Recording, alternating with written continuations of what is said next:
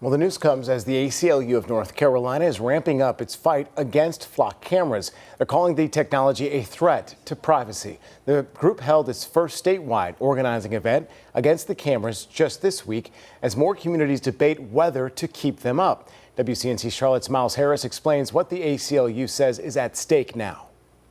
As more communities install flock cameras, the ACLU of North Carolina says that the technology, it raises serious questions about privacy and government surveillance.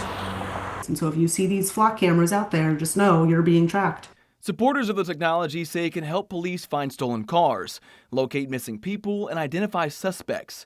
But the ACLU says the technology needs stronger guardrails, especially after the North Carolina budget effectively paves the way for a statewide network of flock cameras, giving the SBI access to camera data from highways across the state. Just sort of the infringement on an individual's sort of liberty interest in moving through the world freely and not having their every movement, their every car trip tracked. Flock safety and law enforcement agencies have maintained that the technology is an important investigative tool, pointing to measures that they say are designed to protect privacy while helping officers solve crimes. Now, earlier this month, Flock's CEO Garrett Langley acknowledged the risks that come with access to sensitive data and says that regulators and the industry should do more to hold bad actors accountable.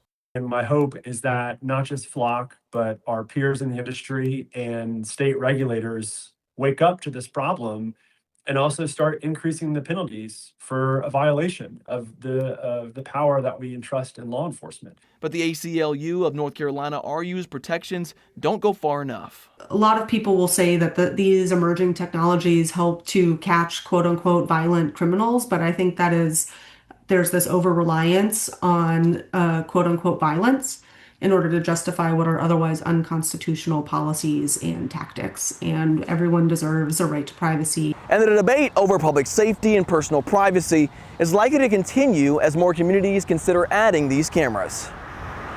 In Southwest Charlotte, I'm Miles Harris, WCNC Charlotte.